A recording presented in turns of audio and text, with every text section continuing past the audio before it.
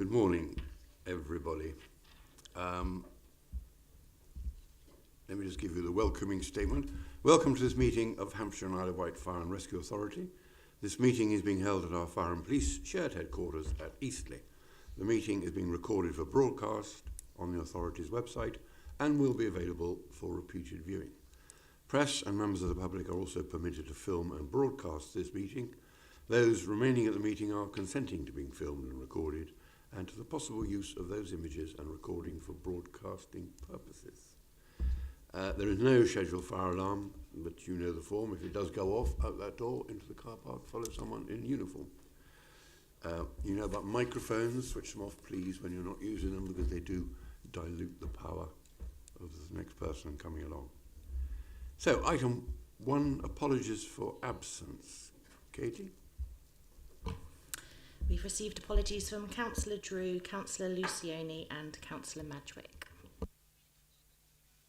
Thank you. I think George is planning on coming. He's just running a bit late, I think. Thank you. Item 2, declarations of interest. Any? No. Item 3, minutes of the previous meeting, where there are some issues. I know, Sally, you have an issue? Yes, it's just a correction, really. It says that I attended the Eastleigh Pride. It was actually Southampton Pride on the 26th of August, not the 9th of September. Thank you. Couldn't have got it more wrong, could they? Okay, and Hugh, you have an issue on page 7 at the top. Councillor Hugh Lumby thanked officers for organising the Bishop's Waltham fire station, not Basingstoke. And anything else on the minute?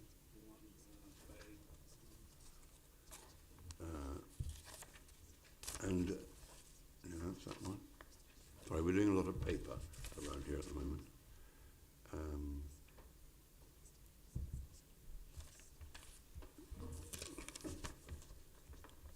Oh yeah, and on page 8, section 206, the last bullet point should say trained, not untrained.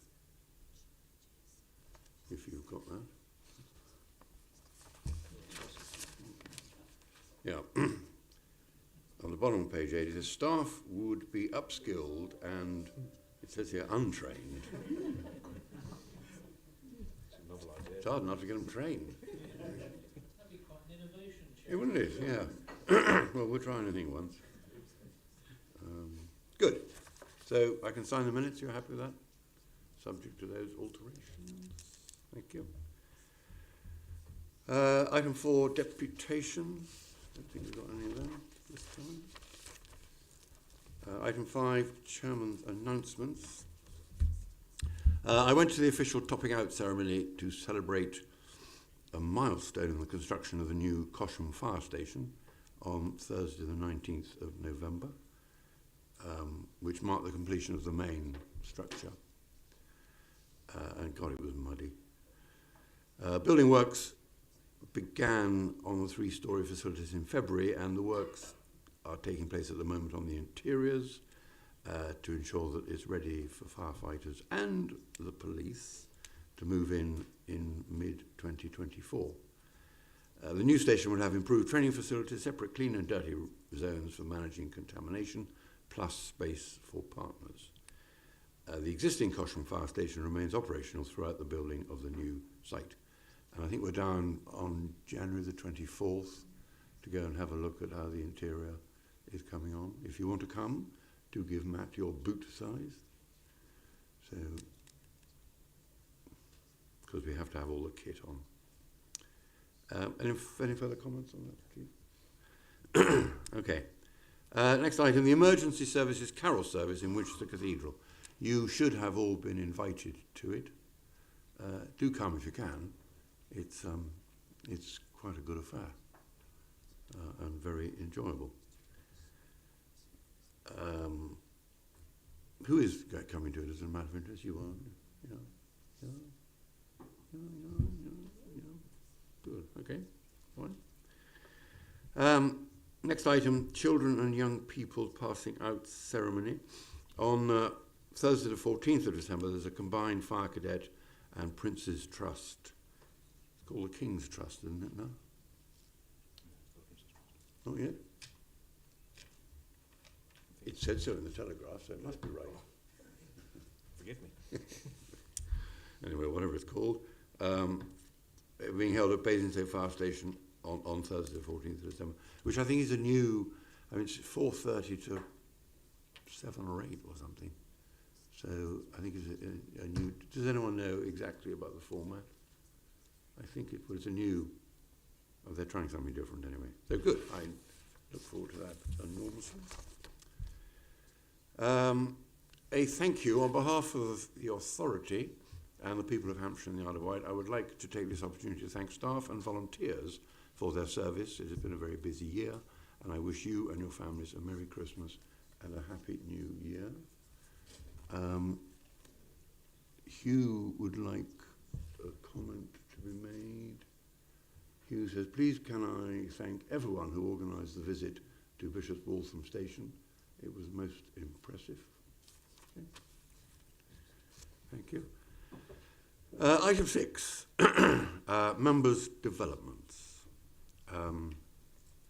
I went with Shantha on the 1st of November to the Chiefs and Chairs annual meeting held at the Oval Cricket Ground, which was good.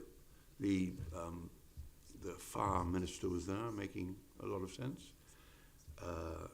And it's one of these things where it's actually good to rub shoulders with people who you wouldn't ordinarily meet. And Shantha and I had a very good table and very interesting people on it. I think the one thing that struck me about it was that there was a lot of debate about a fire college, which was wholly appreciated and much wanted, but also that whilst we want it, we don't want it to be in any way involved with the College of Policing. I mean, almost 100% unanimous vote that we wanted to be separate. So, members. Zoe, members' development?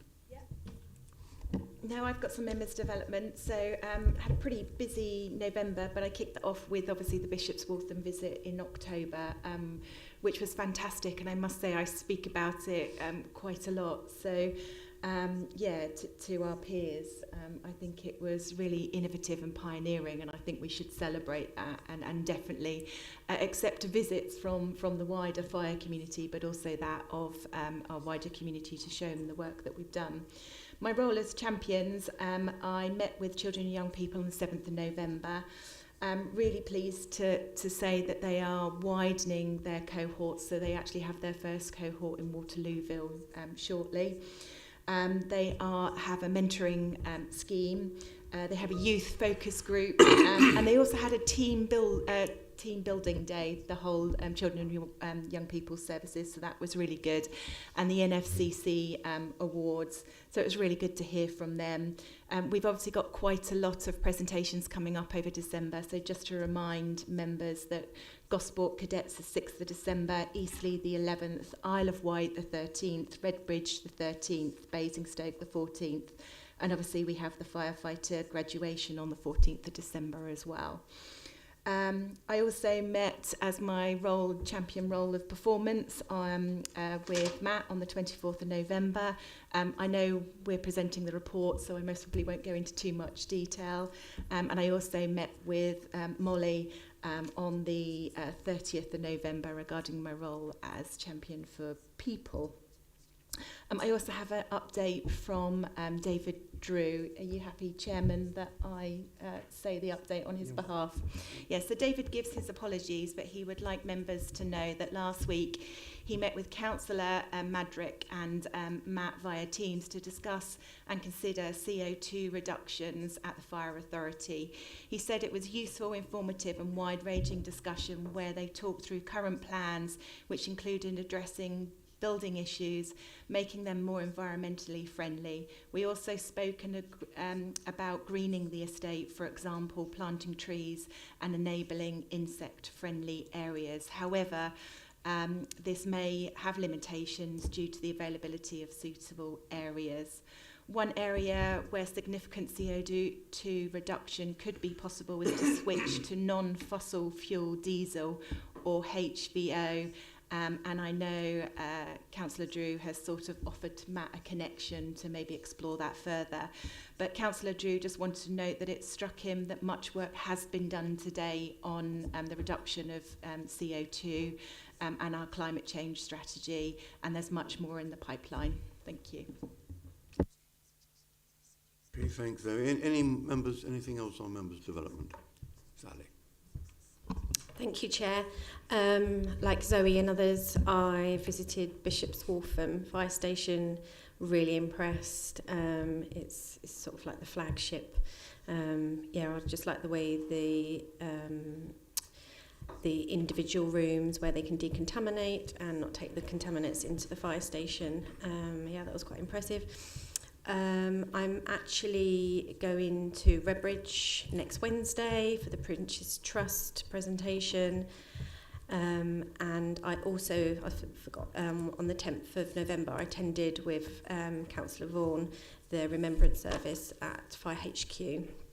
And just a little plug that I promised them I would. On Saturday the 23rd of December, Botley Fire Station are doing a charity ladder climb and a bit of an open day for families from midday until 2. So if anyone's around, I'm working that weekend, but if anyone's around, I'm sure they'd appreciate the support. Thank you. Good, thank you, Sally. Roger. Thank you. I also attended with Matt and Zoe to discuss the performance review, but I'll say no more than that because it will be coming up later. I also had a meeting with Catherine and Stu over firefighters' pensions after the raising it up at APAC, but I'll comment on that again when we get to it. I also attended Firm Safety Community Safety Committee, which I did find very interesting.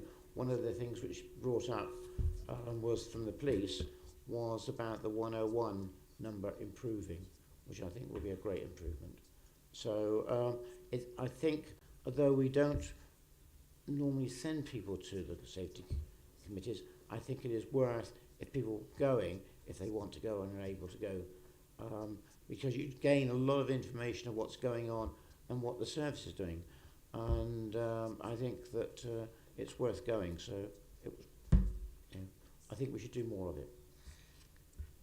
Okay, thank you, Roger. Anybody else? Derek? Thank you, Chair.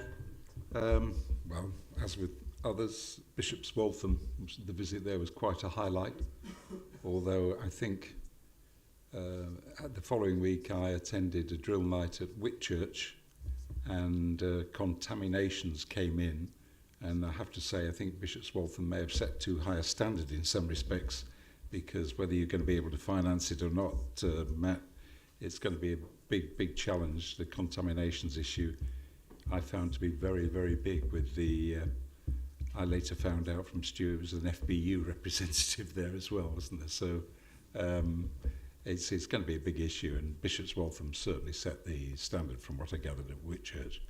At Whitchurch also I had the pleasure to see some new equipment demonstrated, something called a fire lance, which blew the brick out of a wall from about 0%. I was staggered by this, and also we talked a lot about the first response and blue light there. Good crowd of people as well, very good briefing. Also, we had a briefing, much delayed, from Janice Austin on pension matters and in terms of governance and legal. That's about it for me. Thank you. Any more? Okay, good. I would at this stage like to welcome our Police and Crime Commissioner, Donna, who has a permanent invitation to our meeting. Welcome. There's quite a lot of diary things before Christmas. There's on tomorrow at 7 o'clock there is a Gosport Cadets, which you're going to, as are you. On the Monday the 11th, we've got Eastleigh Cadet passing out parade. which I'm coming to. We've got the carol service on Tuesday the 12th. On 13th, we've got an Isle of Wight Prince's Trust in the afternoon, and at 6:30 we've got a Redbridge Prince's Trust, which you're doing. Yes, I had that down as the date of 12th. 13th. 14th, we've got the passing out parade here at 1:15. And in the evening at 4:30, we've got the Basingstoke Fire Cadets and the Prince's Trust at Bath Fire Station. And that, I think, is about it for the year. So, if you can go to those things, that would be excellent. Moving on to item 7, amendment of the contract standing orders. So I would ask Paul Hodgson to introduce this paper, please. Thank you, Chairman. Good morning, members. Just before we start on the paper, I just want to make sure everyone's got the correct version in front of them. So it's the one that in ModGov is called called Item 7, Updated Report. And it includes an additional proposal that we added with the agreement of the Chairman in respect of a small amendment to standing orders, as well as the amendments to contract standing orders. So if everyone's got the right paper, in terms of contract standing orders, officers have been working with colleagues from procurement to review procurement processes and contract standing orders to try and make them more efficient and streamline them. You all will undoubtedly know contract standing orders are part of the authority's constitutional framework and regulate how we procure goods and services to ensure we comply with our obligations in the public contracts regulations. Currently, we have 3 different processes for procurements of different value. So we've got a process set out for contracts with a value of less than £100,000, then a separate process where the value is £100,000 or more, but below the relevant threshold, which is currently £178,000. And then we've got a further process then for contracts above that threshold. And officers reviewing that feel there's now little to be gained by having 3 processes and distinguishing between contracts that are over 100,000 but below 178,000, and so what we're proposing is to effectively have one process for contracts which are below that 178k threshold, and then the full processes for contracts above it. So that's one of the key changes. And then the other proposed change is in respect of approvals for using specialist procurement processes and for making modifications to contracts. The public contracts regulations provide for certain specialist processes to be used when appropriate, and they really allow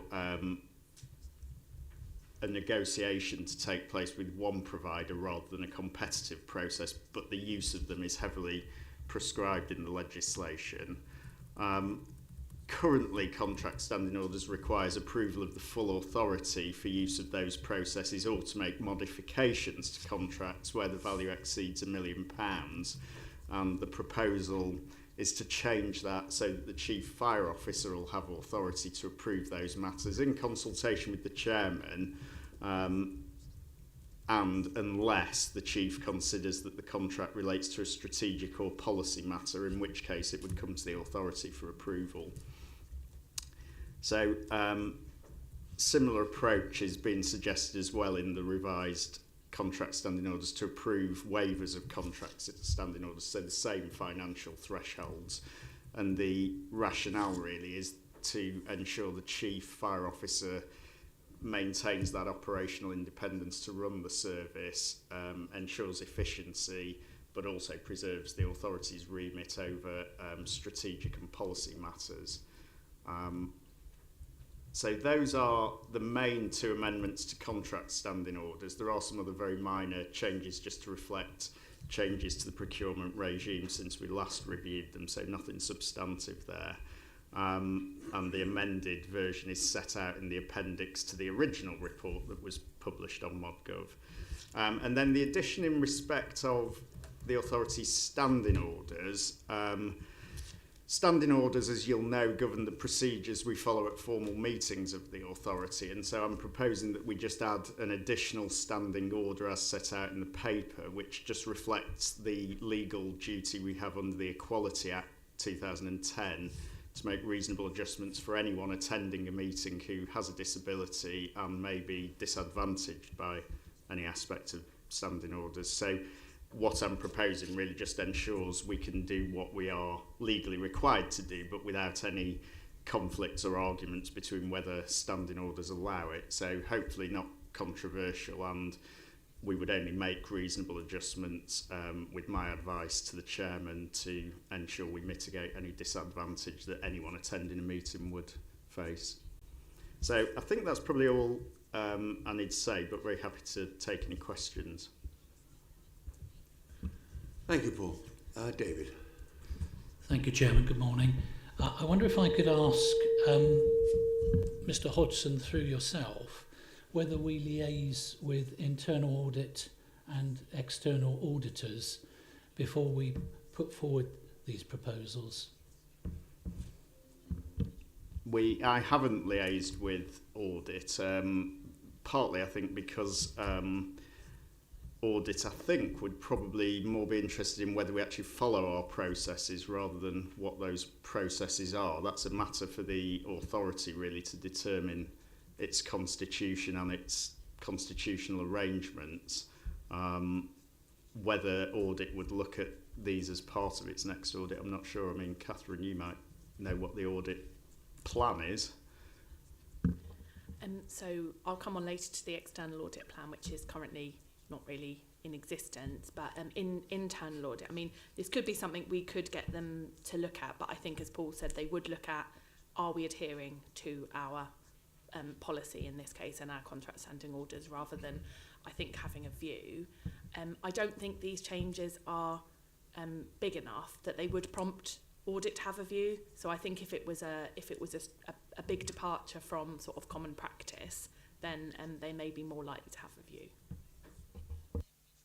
Okay, I'm satisfied, Chairman.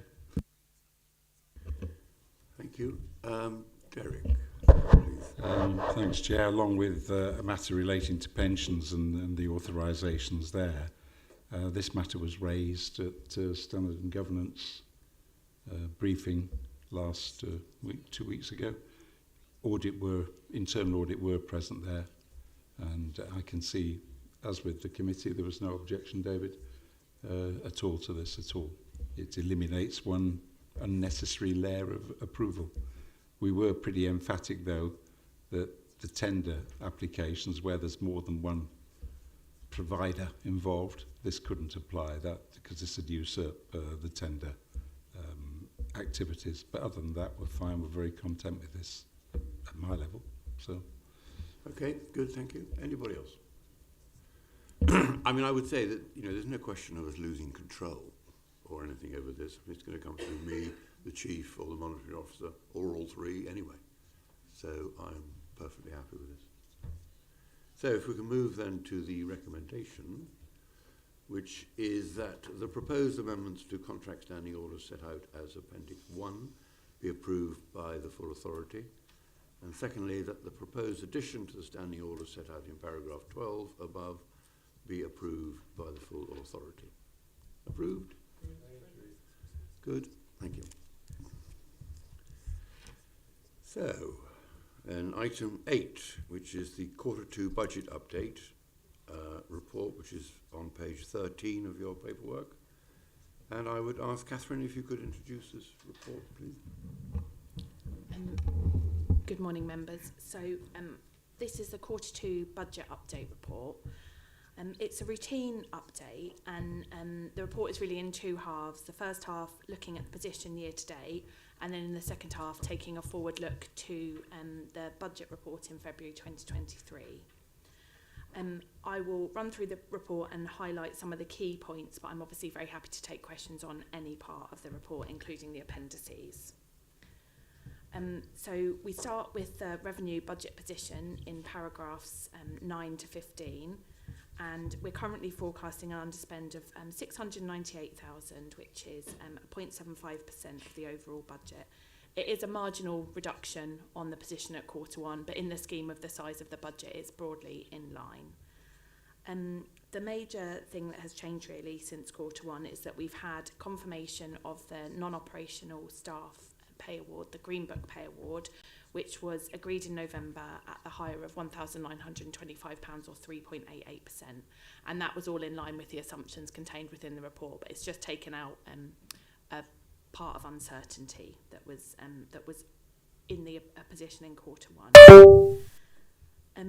So we continue to have a very similar position than we did in Q1, particularly the significant underspend on on-call firefighters, with some offsetting pressures in other areas of spend. Paragraph 15 deals with a proposal which is covered by a recommendation at the end of the report to make a contribution of some one-off additional investment income to the capital payments reserve.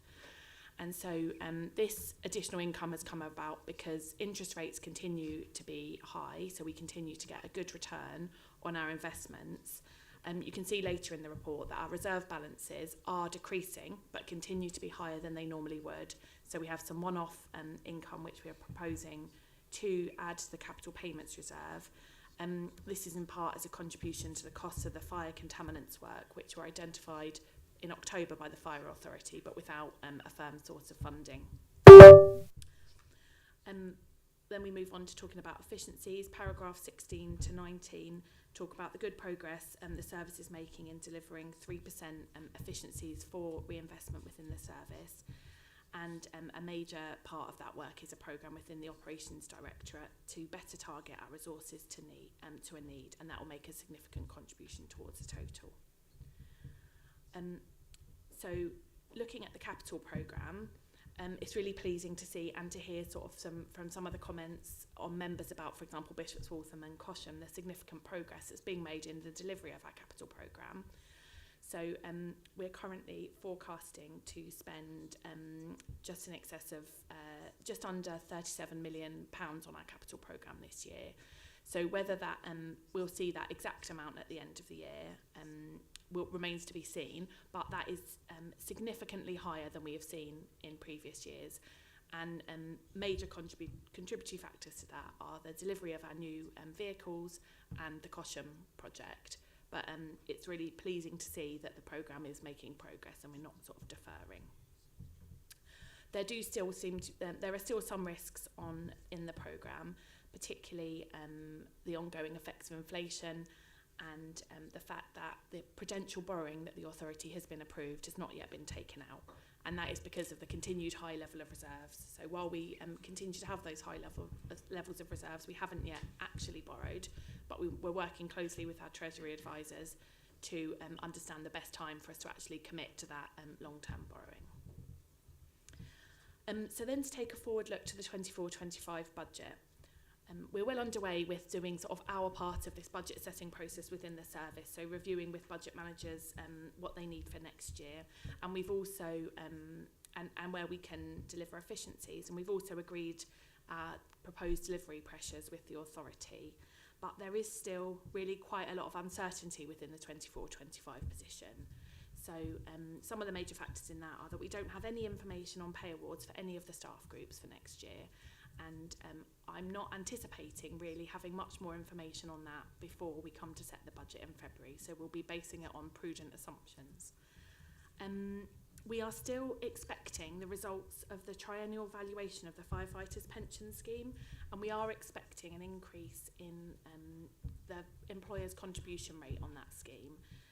So in the report, it's in paragraph 27, it sets out that a 1% increase in rate would result in an increase of approximately £360,000 for the service. So it is a significant factor. The figures in the table are based on the assumption that a grant will be received for this for 24-25, and we have had indications that that is likely to be the position. Should that not be the position, obviously this would be depending on the increase in rate, that would be a significant issue that we would have to deal with next year. And then funding-wise, we have had some information about increases in grant funding, but we haven't yet had anything about council tax flexibility and where the referendum is likely to be. I've just seen some information that suggests that it is there is a written statement to Parliament about that today. So we may well have some more information about council tax referendum limits by the end of the day. So obviously the sooner we can get the information, the easier it is for us to plan for next year. But what I have done within the report in paragraph 29 is I've just done a couple of scenarios based on some prudent assumptions about what our position would be with a 3% council tax increase and with a 6.2% council tax increase. So the significance of 6.2% is that is £5. So in both positions, based on some prudent initial assumptions, we would have a deficit. With a £5 council tax increase, we would be able to bridge that deficit from reserves held for that purpose. With a 3% council tax increase, the position would be more challenging and we would have a gap we would have to meet in other ways. The main drivers for this are inflation and the need for us to fund borrowing to fund our future capital programme. But it's worth saying that these are really some initial high-level scenarios. So these will be refined as we get more information and we'll bring more detailed proposals informally to the authority via APAG after Christmas and then formally as part of the budget setting. From paragraph 32 onwards, we talk about our reserves, which you can see from the table in paragraph 34 do continue to reduce, but that is in line with our plan, so that's not a worrying reduction in reserves. That is us using the reserves as they were intended. And then the only final thing I wanted to draw out was just an update on the position on the 22-23 statement of accounts. So it was just a flag to the authority that the audit of those accounts has not yet started. We're expecting some Christmas to be sort of a key time for deciding whether the audit will go ahead or whether we may end up hitting what is, I think, informally planned as a backstop date where we will have a qualified opinion to our accounts due to lack of audit rather than due to us having had issues with our accounts. So we continue to update the Standards and Governance Committee on progress on the audit, but as yet we don't have, unfortunately, much more to add. I'm very happy to take any questions. Thank you, Catherine. Fran.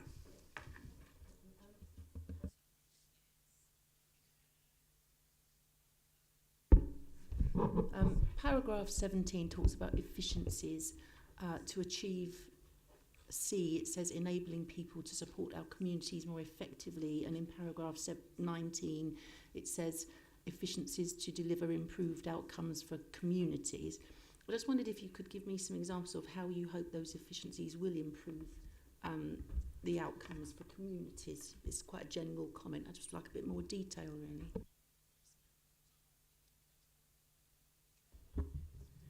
Yes, good morning. So probably best place to answer this is the Director of Ops. So the work we're doing at the moment is looking at repurposing or moving some of our funding across from some of our budgets into prevention protection. So it's about looking at community outcome, making sure that we've got the right resources in the right place for positive community outcomes. So our work isn't just around our response model, it is of course around prevention and protection activities. So we're moving and refocusing our attention into those areas. So that will also include some of the on-call as well, because I know there are concerns about the on-call availability and the budget there. So some of the work we're doing will be moving to make sure we support those areas in a better way. Again, increasing our availability, increasing our community outcome. Okay, even though it's efficiencies. Yes. Moving it to It's moving. Absolutely, yes. Chief. Just to add, and thanks Glenn for that clarity, the good thing for us, or 3% efficiency target, I mean in operations and across the organisation actually, something to re-churn money, so always looking at the things which are adding the lowest value and looking at how we can recycle that money into something more positive, more helpful for our communities. A great example of moving resources from something which we're not perhaps using as well as we could into prevention work which we know makes a difference to our community and makes them safer and maybe not need us in the first place. So clearly there's a balance, but the 3% idea of efficiencies, the money stays in the budget, but it comes out of areas where you can demonstrate it adds very low value or it's not as much value as it used to when it was first created. So it creates this, avoids deadwood, that idea of things just happening because we've always done them. And I think that's a really good way of keep churning the organisation and keep us moving. Certainly something the government's very keen on, making sure if there was council tax freedoms that we continue to push for renewal and change all the time, which makes the service even better. I have a question also from Hugh, page 16, para 20b. Please, can we have an update on the new HR service? Sorry, Chair, before we go to one, can I? You certainly may. Sorry, Molly, but I missed from my member's role as champion that when we met, we did agree that to help to bring updates to members of 3 areas that we would look at as part of that champion role. And that includes looking at the mobilisation and the move to the in-house HR services. So without straying into the operations of that, is looking at the efficiencies and the impact of that as we move to that service in early spring. That will also cover off people performance and support, and also the cultural work that we're doing and move to the inspectorate. So the cultural assessment is the first thing we'll pick up in January. So hopefully that will help with members. So in my members update, I'll be able to continue to provide an update of that. Sorry, Molly, I missed that out in my members update. So hopefully that will help. Okay, does that answer your question, Hugh? Probably not. Molly, would you like to chip in? I can provide more detail, but I also noticed that Donna raised her hand, so I didn't know if Donna wanted to go first. It's not about HR, it's about money, so... Okay. The work is progressing. We've been working well with our colleagues in Hampshire County Council and with the police around the roles, and so we have identified those members of staff who will be TUPE transferring on the 1st of April, and they will be moving from roles within the County Council over to our organisation, and a number of other posts of people who work within the HR function but don't qualify for TUPE, are interested in working with us, have put in expressions of interest to transfer across, and we've identified 4 of those that we're going to be appointing as well from the 1st of April. So we will have 6 colleagues moving over from the County Council to the fire service from the 1st of April. Right, Hugh. Okay. Thank you. Well, 3 points. One is that on the pensions, I mean, I agree with what Catherine has said from all the information I have in the background that is going on at national level, is that the pension rate for employers will increase by quite a substantial amount, and that the government is going to fund that increase. But I think the difficulty is that whether that continues. I mean, it's okay it being said it's going to fund for next year, and they already fund the increase for previous years, I think. So I think that the worrying part is there, if they suddenly stop there or reduce the amount, that's when we will be in difficulty.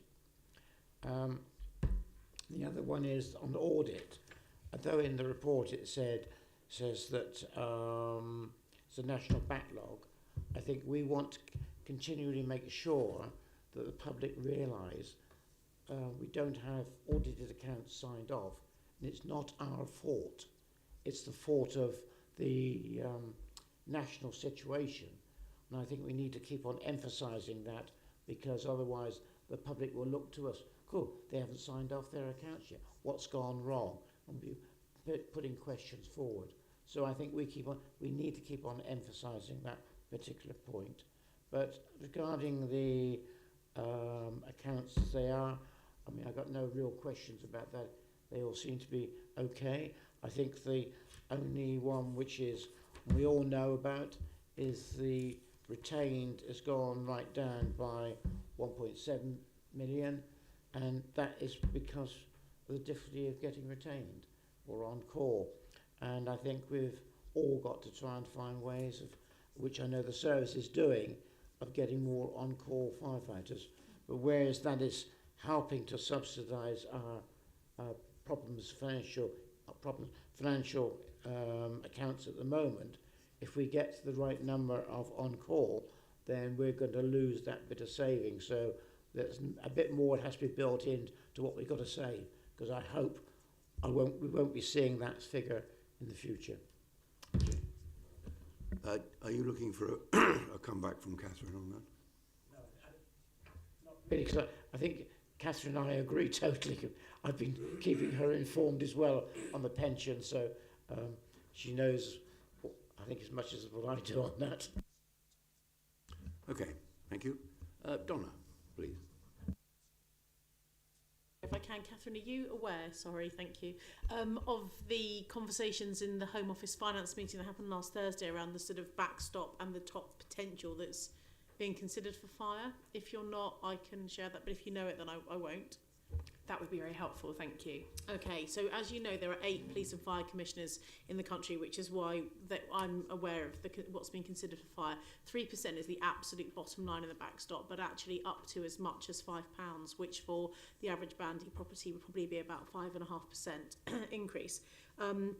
We've also been told for police, it looks like it's going to be £13, quite a bit higher, and the police precept is due out next week on the 13th, or from that point onwards, but we understand that the fire one will come out with local government, which will be the following week from the 19th.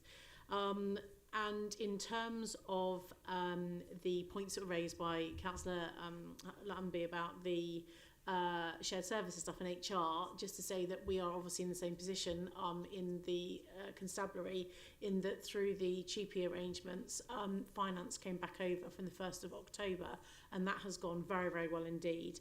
And the HR services and recruitment are also due to GP over from the County Council back to the constabulary as well, and also for my team for the OPCC. It's been a good piece of work. We've worked all together with the fire brigade. So. Okay, thank you. Any more members? Derek, please. Yeah, I'd just like to come back on 2 or 3 things that Catherine's raised. In fact, Roger's touched on the on-call situation. Let's be honest, 698,000 shortfall on expenditure is being but being transferred to capital, the same figure, bar £8,000. Can I just ask, have we made provision for the additional expense on shared services? I don't know whether the extra 6 staff are going to cost more than we were paying to the county council for shared services. I don't know whether you take into consideration for next year the continued drop in on-call firefighters, because there doesn't seem to be any preparation for an improvement in that area over the next quarter. Could you just come back on those items?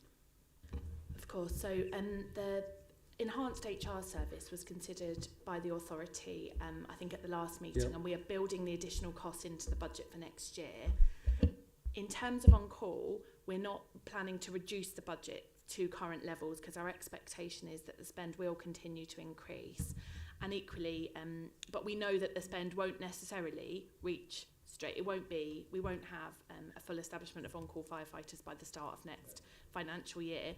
So we continue to work carefully with that spend to make sure that we are using the underspends to support other work. But it isn't that we are assuming that on-call spend will continue as it is now. That provision for those firefighters is still contained within the budget. And my final comeback on that is the £5 on the precept. Do you think we can live with that? So it's definitely, obviously it's an authority decision about the £5 on the precept. I think what we'll do between now and then is be really clear about what is the consequence of different council tax rise levels for this year's budget, and also importantly for future years. So I will set that out in the budget report, but with briefings to members in advance of that, so you're clear about what the implications are of different proposing different precept rise levels. Okay, thank you, Catherine. Chief, anything to add? Right, well, if we can go to the recommendations on page 23, which are that the forecast outturn position for the financial year 22-23 and associated capital programme forecasts be noted by the full authority, that the prudential indicators and the Treasury Management update, including the Treasury Management indicators, be approved by the full authority, that the transfer of £690,000 of one-off additional interest income to the capital payment reserve as a contribution to the costs of the fire contaminants work identified at the October Fire Authority be approved by the full authority, and that the 24-25 budget setting update and associated uncertainty be noted by the full authority. So are all those either noted or approved? Agreed. Okay, thank you. Thank you. So item number 9, the mid-year performance update report. Matt, if I could ask you to introduce this, page 45 of your paperwork. Thank you, Chairman, and good morning, members. So this report provides an update on the last annual performance report that the Fire Authority saw earlier in the summer. So it uses key performance metrics that were reported previously by exception, so it's not an exact replica of the annual report, but rather an update on where we are performing strongly or where we reported previously that we needed to have more focus. You'll see in the structure of the report in Appendix A that there are purple boxes at the top of each section which summarise the position as reported in that annual report, and then below that box the update is then obviously outlined. The report's structured in 2 parts. The first section provides updates against the authority's safety plan activities, and the second section provides that narrative around the performance metrics.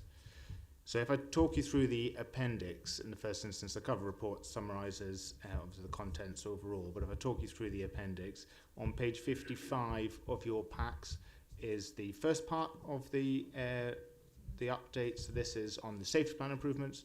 So you'll see there were 15 activities approved by the Fire Authority, of which 3 have been delivered in year, and you'll see that on the left-hand column on that page. The rest of the page just summarises where we are with the other activities, and overall progress remains positive, so remains at 48% as an average, which clearly for halfway through the year feels like everything is on track. There was one activity at the bottom of the left-hand column which has not started yet, and that is to do with identifying any gaps or risks in response to the Grenfell Phase 2 inquiry, but that has not started because that report is not yet released, so we are unable to commence that work. Scrolling through into the performance section, page 58 of your packs just provides a high-level summary of the key metrics that are being reported. We have noticed, despite several teams proofreading this document, that at the top of that page there is a typo. It shouldn't say 22-23 year, it should say 23-24. So we have corrected that going forward, but it missed the cutoff for the paperwork today. My apologies for that. On page 59, you will see a summary of the incidents in the year to date. So that's for the first 6 months from April through to September. So that's clearly changed, but the key note is that the percentages are in relation to the April to September of previous year. And last year, if you remember, we had quite significant weather incidents, whilst this year we've had a much milder summer. So the reduction in fires and is therefore to be expected. Clearly, the reduction in medical co-responding is regretful, but that's, as it says in the report, due to several reasons. One is the link with on-call availability, and the second is to do with the availability of SCAS as our partner to resource the mobilising of our team. So we are working proactively with colleagues in the ambulance service to look at how we might better support them in doing that. Page 60 with our response times. So when reviewing our long-term trends and responses, there is a strong correlation between on-call availability and critical response times. However, clearly in the year to date here, response times are marginally slower despite a slight increase in on-call availability. But positively, you'll see also in this report that we've had no confirmed fire fatalities for the first 6 months of this year, and a 24% reduction in fire casualties versus the same period last year. So the consequence, if you like, of a slightly reduced response time here is not resulting in increased risk or anything to the public. You'll also see at the bottom of that page a comparison with similar service on response times. The definitions of both these are in the green boxes on the right hand side, but you'll see when you compare likewise with other services on specific primary fire responses, we compare well, so we are still performing strongly in that regard. Page 61, on-call availability. So on-call availability and obviously the supporting of our on-call workforce more widely has been at the forefront of activities this year, and the Fire Authority approved previously funding to increase the support we provide to on-call teams. On-call availability was 59.1%, which is a marginal increase of just over 1% compared to the 6 months at the start of 2022. But it is important to also note that our availability when the risk is greater, which is at night, is considerably higher, so around 70% as an average. So that's really, really positive. But the day cover is just above 40%. So that's obviously then the average you're seeing here at 59 is the combination of those two figures. On-call availability, those we've discussed previously, is a national and certainly a regional challenge. Whilst on-call availability for similar services is 67% nationally, when you look at just the South East services, it's 47%. So clearly that highlights the perhaps unique challenges that there may be with on-call regionally. And the teams are working on understanding those in much greater depth to then inform our activities going forward, but also informed through the NFCC, where there is a working group, how there's national learning that we can take in looking at the on-call model. Next one on page 63, safe and well visits. So we've got a marginal reduction of 2% on safe and well visits, but there has been some anomalies, if you like, in terms of resourcing challenges. So we're not concerned about that, and it is a slight reduction in terms of where we were this time last year. Interestingly, today there are also some safe and well packs available for you to take back for your constituents and for your own awareness. So those are available today to take with you. Fire safety audits on page 64 is really positive. So nearly a 20% increase in the fire safety audits that we previously did last year. And this is testament to the new team that's structured in there that we reported previously, which have gone from 5 people to 9 people. So a real focus on having competent team and competently trained inspectors. So you'll also see that the satisfaction, so the satisfactory audits, when they go out and they do their inspections, actually they're seeing those in a good place, has also increased. So a 67% are satisfactory.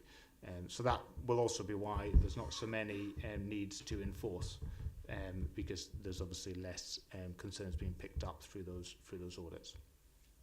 Looking internally at our people on page 65, staff sickness remains steady. So we previously reported the trends in staff sickness, and particularly the trend in long-term sickness. So that is remains. So we've got no significant movement in the year to date. Again, musculoskeletal and mental health related absences still remain the top 2 sickness types recorded. We have a wide range of wellbeing and support services delivered to staff. Managers are continually supported and reminded around the signposting, and obviously external providers such as Firefighters Charity and others are available to support that. And so work continues on working with managers to support staff and to sort of manage staff sickness levels. Equally, on page 67, some really positive news with our people in terms of PDR completion. We previously reported 53% of staff that had a personal development review recorded on our system. That for the year to date is currently at 62%. So halfway through the year, there are more PDRs than were completed in the whole of last year. As we reported previously, we're confident that people are having development conversations with their managers. This is about those conversations then being recorded appropriately on an app to allow the central reporting. So we continue to look at ways to make the app work better for staff, particularly for on-call staff who currently have the lowest completion rate of all staff groups. So how we make sure that on-call staff are able to access this tool and use the tool appropriately is really key. Diversity, we've got a summary on page 68 of key things that have been delivered in diversity. You'll see in the bullet points there some really encouraging statistics around staff feeling confident and able to report and disclose, any protected characteristics or disability or adjustments that they may need. So that's a really encouraging trend over the first 6 months of this reporting year. And then our carbon pathway on page 69, we weren't able to report this in the annual report because of the timing for the annual assessment to be done on our carbon footprint, but you'll see here a 15% reduction in our carbon emissions since the baseline, which is 2019-20. So really good progress on both the estates front and our fleet provision to try and drive down our impact on the environment. And that's all I was going to highlight at this stage. We're obviously happy to take questions. Thank you, Matt. I have a question from Hugh. How do our sickness levels compare with other authorities, and why? And why? Well, it roughly makes sense. Yep. So nationally, sickness levels, we're seeing an increase in them, and particularly within public sector organisations, we are slightly higher than other fire and rescue services in our family group. So, which is why, as Matt said, we are doing lots of work, particularly around mental health and wellbeing, to support our staff. We also have asked Audit to do a piece particularly focused on long-term sickness, and that's due to start next week. I've got a meeting with the Audit team about what they're going to be exploring, but really to try and understand how we could be doing more to improve our management of long-term absence. So hopefully that will provide some intelligence to help us moving forward as well.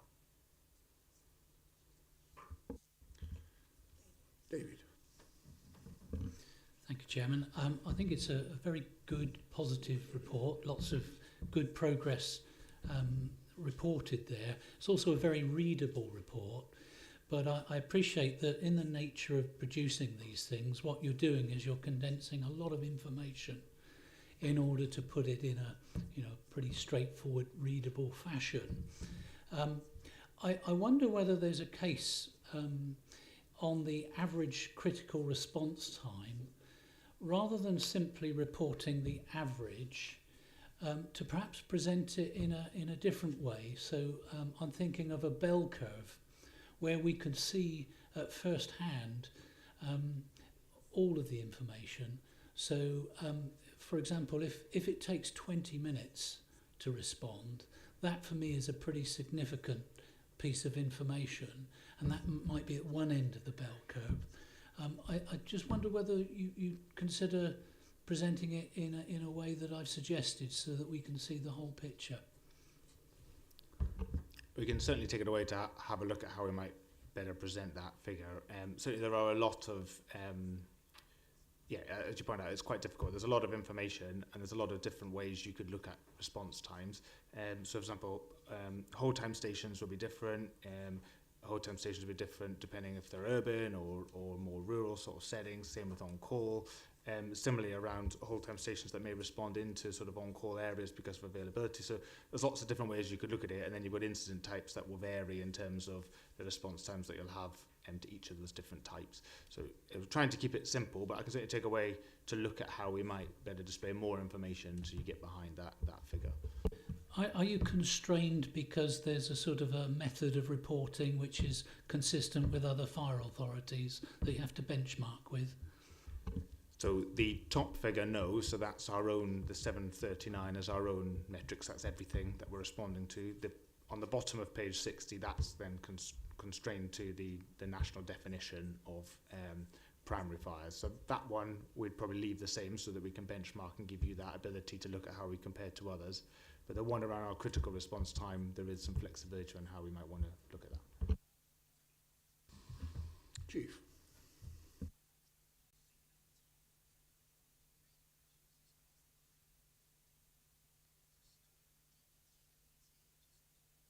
I'll come back to that. Thank you. I just wanted to add something to what Matt said. So I'd really want this conversation with the authority in the next few months as we start moving into the next stages of CRMP, really around what you, on behalf of your constituents and behalf of your authorities, would see as success. Because if I take the phrase of kind of value chain, response speeds are part of the value chain, but they're not, in terms of what contribution do they make to life safety, it would seem obvious, but actually the reality and the science speaks slightly differently. So what we need is a conversation about what's important to you and the community in terms of how we perform. And whilst we try to give this number, which is a national number as well, we try to give you more clarity about what that actually means in terms of how we achieve across Hampshire and Isle of Wight. Clearly there are some rural areas where the number's going to be, the wait time is going to be longer.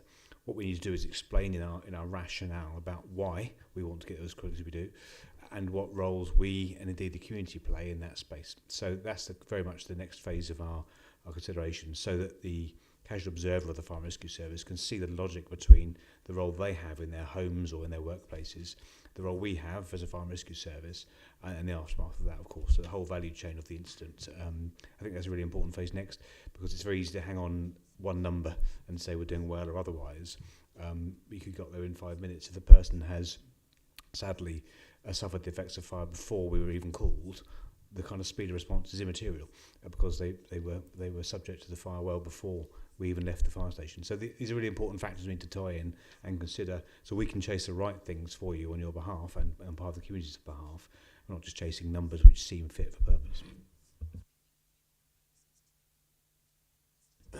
Anybody else? Roger. I think that response times is always a very emotive issue. I've always been concerned, as you all know, over many years as the time has been going up and up. And it's exactly the same nationally. All the times are going up and up. And there must be something inherent which is happening not only in Hampshire but happening across the country. But the problem is that from the public's perspective, and I think it was the ambulance service of quite a few years ago, it was said that their response times had increased and the public were unhappy about it.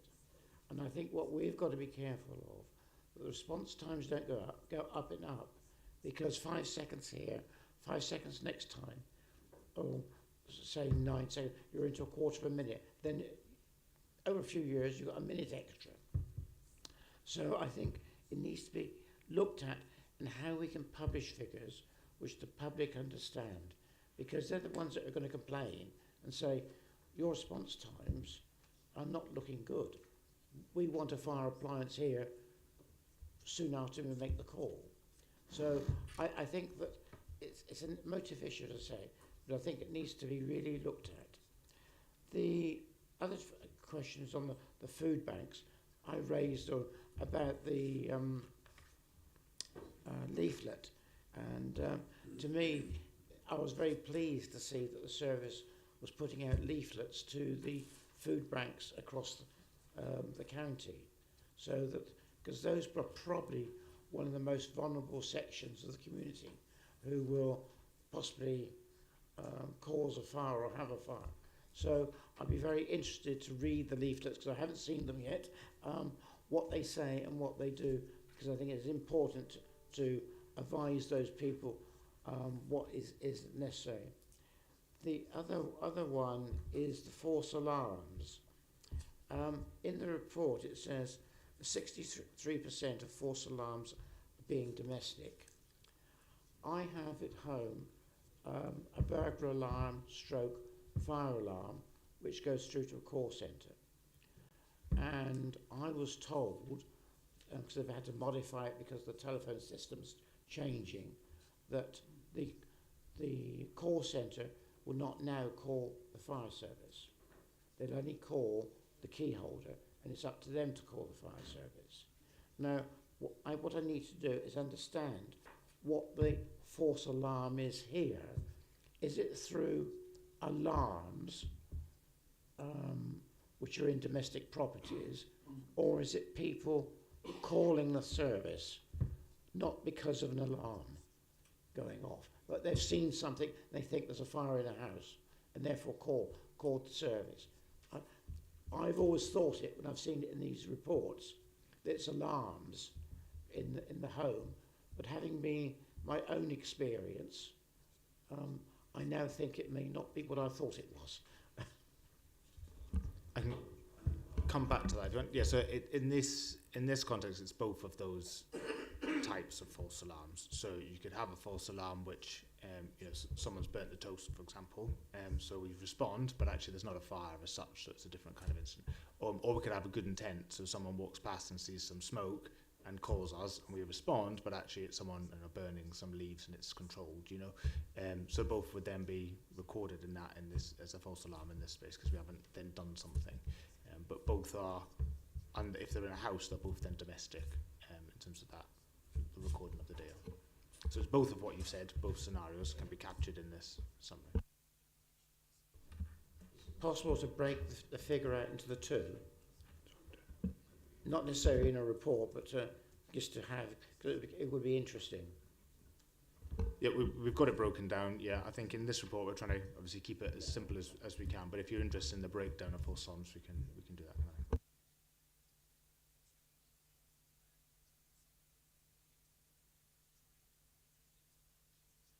I'm collecting microphones today. I have 5 microphones around me. It's just flashing at me. So, 2 things. The alarm receiving centre, which is the point you make in your example, there is a national standard they now have to comply with, one of which is either call challenging or not easily just passing the call on to control rooms, because there's a number of alarm receiving centres that were just passing them on without any challenge at all. So that may be, that's an ARC or alarm receiving centre's policy. We'll always receive a fire call and respond appropriately. Your point about response times, yeah, I can assure you, every single person on a fire engine, all of us would love the fire engine to be there as soon as possible, and it's quite alarming nationally to see these trends continuing. I guess the only thing I am reassured about is it's not something we're doing here or not doing here, because it's almost mapped out nationally identically. Now that said, one thing we do need to do as we go forward is when we do the work around what response time, how it maps across the whole risk picture, in other words, what contribution it makes, then we can do the kind of very raw analysis to how much will it cost to the taxpayer to apply this response standard across Hampshire and Isle of Wight. Now, I imagine some of those numbers are going to be scary and far too big for anyone to accept, but nonetheless, it's a theoretical thing we need to go through to say this is what this would cost, and therefore there's always a balance of risk about what the taxpayer wants to pay for, what the community will accept, and that's the whole point of a community risk management plan. So we can go through that process, which we'll do very shortly, so we can map out to you and say this is what we're going to do. But I'll say again, the most important thing for us to focus on is the role that the householder or the building owner plays in this space also, about their role in this, not only if you own a shop or a factory, but include in our own domestic house as well, about the role we can play, and we can help people be much safer in the first instance, or to respond more appropriately to a fire if they have one. And that's the work we'd like to do next in this coming year. So our part in it is important, but it's not as important as a first stage of someone's response to their own incident. Matt, do you want to come back on? Yeah, just on response times, and as Neil started to say there, that obviously the piece of work we're also looking at is the types of incidents. So, for example, RTCs have a much longer response time than a domestic fire in a house. So, if we were to get a lot more RTCs, the averages is going to be impacted by that kind of trend. So, looking at the types of incidents, where they are, and then the response time. So, if you take a whole time station attending something locally within their area, it's often less than 6 minutes. So the average is very different. So that's the danger with this big number here, which has taken that complete average without, as you pointed out before, Councillor House, and the context of the types of incidents or anything else underneath it. So it's not that necessarily they're always going up, but actually it could be the types of calls, where they are, is necessitating, it takes longer to get to those types of incidents. comment. I think that probably the urban area, most residents would be very happy because it would be that shorter time. But I suspect the rural area will be the longer times where people may not be so happy. Matt, I have a question from Hugh Lumby. We have 4 EDI network groups. Do each of these groups have sufficient critical mass, i.e. are they real and providing a role? And if not, what can be done? Yep, so we do have 4 network groups for staff. They're all varying sizes, so in terms of their mass, obviously depending on how sort of well established there are or how many staff want to be part of those groups. But they all have a member of the exec team who's a sponsor on those groups, so attends those meetings, champions that group and supports them. They're all funded, so there's ring-fenced funding that each of the 4 groups can draw down on, and they have sort of support through the EDI team to how that's managed and sort of what they can do with it.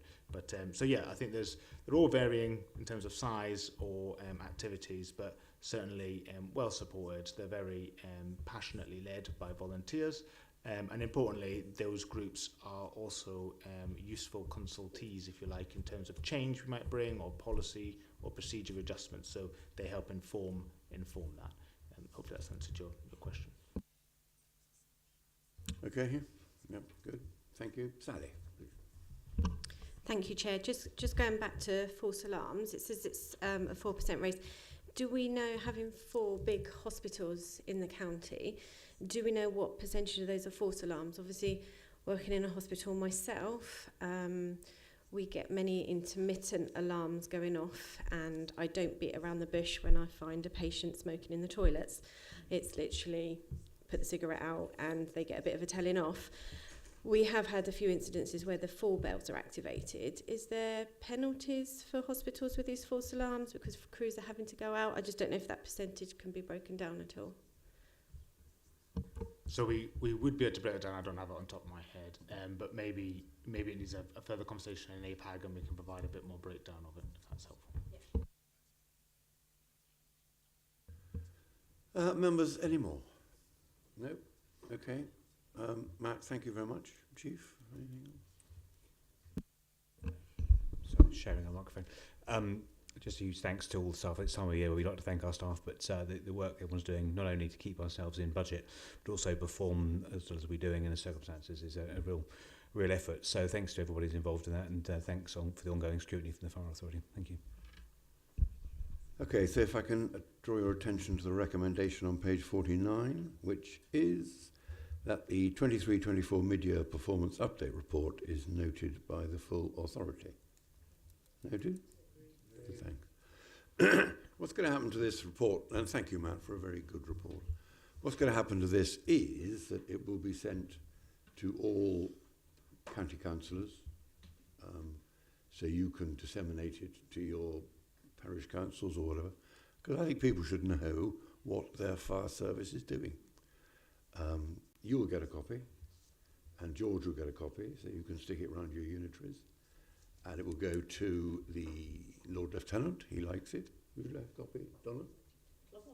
Donna will have a copy, and anybody else I can think of, Matt, because we should publish this news and not just sit on it. Okay, is that all right, Katie?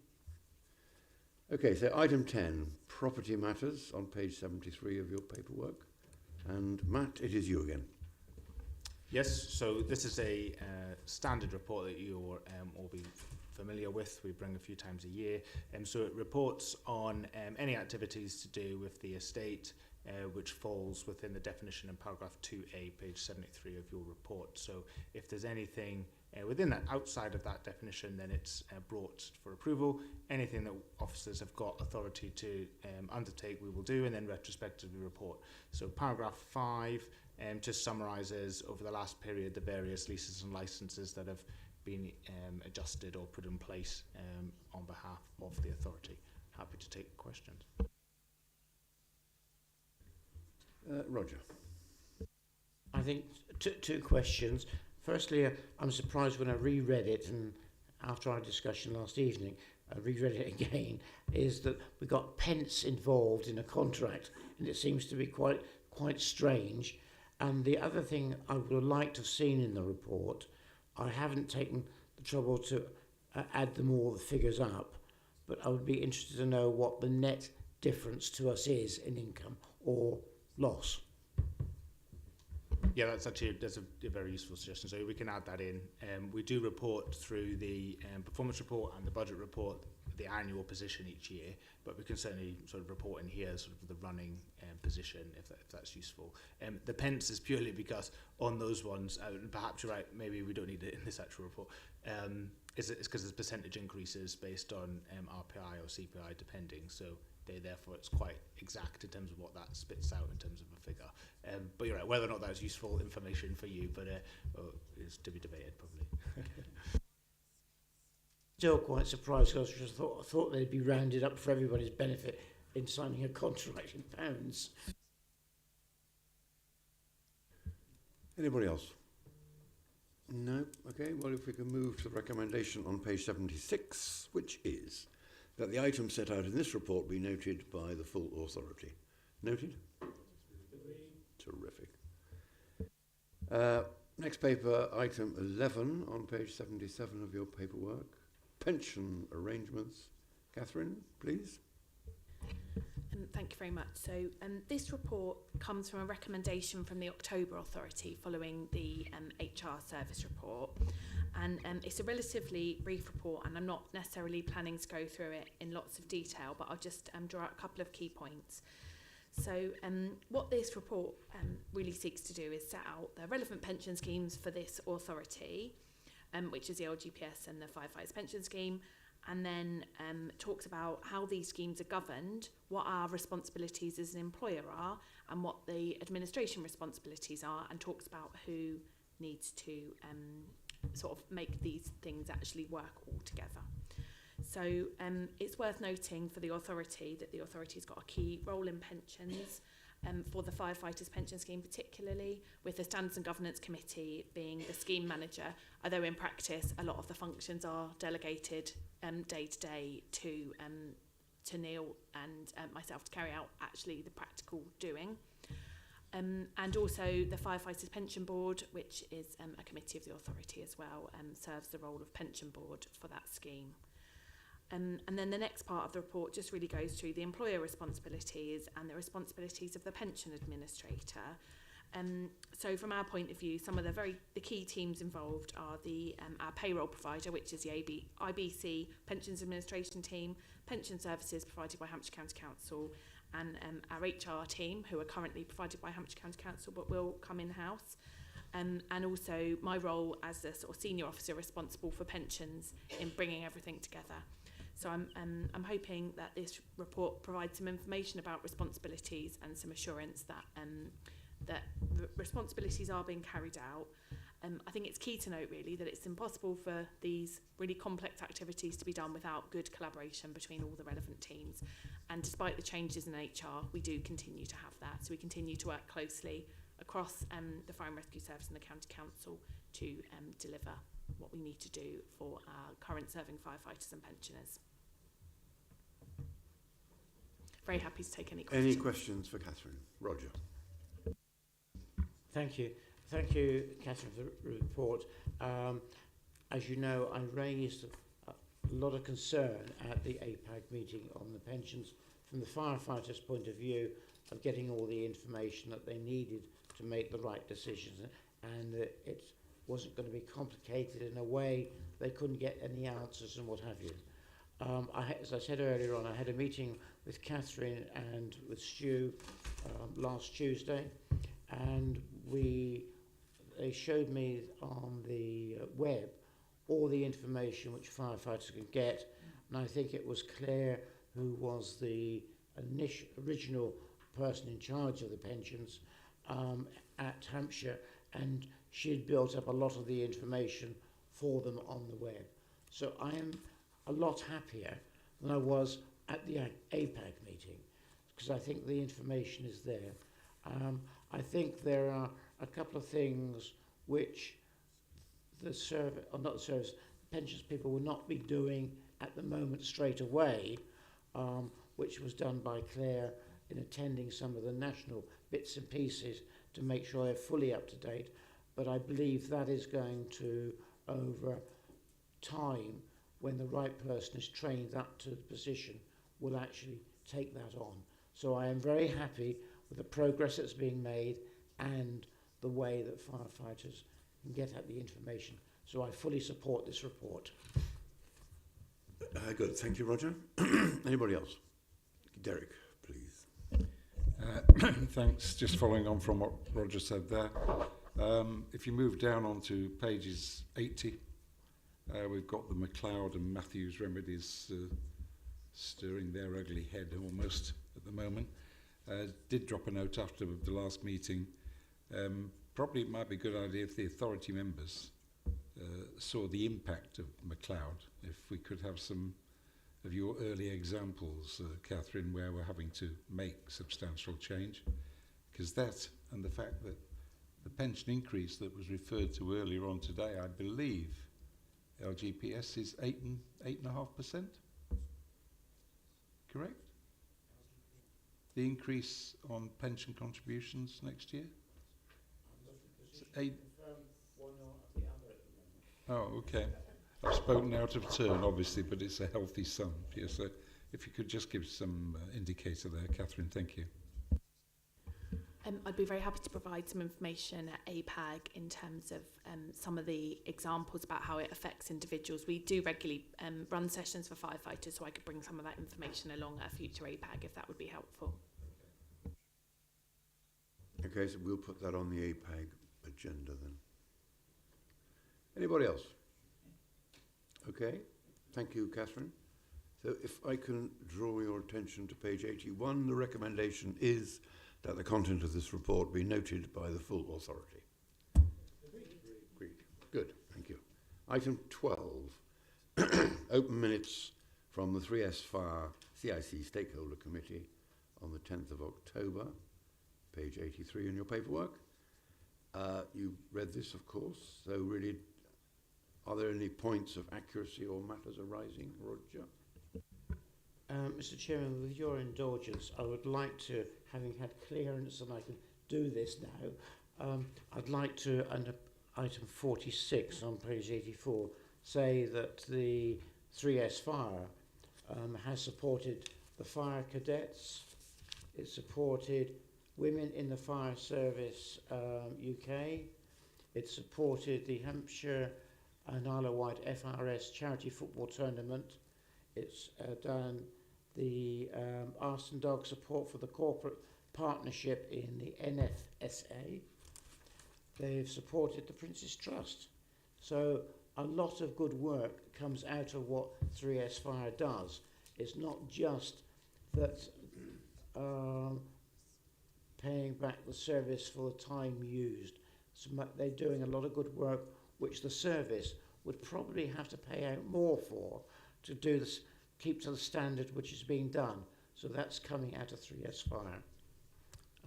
It's not in this part of the report, and it's not in the next part, but there, it was in the confidential part of the agenda for the committee, but I've been told I can make that public. Okay, thank you, David. Chairman, it's a mea culpa from me. Many years ago, I opposed the formation of the 3S Fire, but when I learn about the very good works and charitable contributions that it makes, it reminds me how wrong I was. But there we are. None of us are perfect.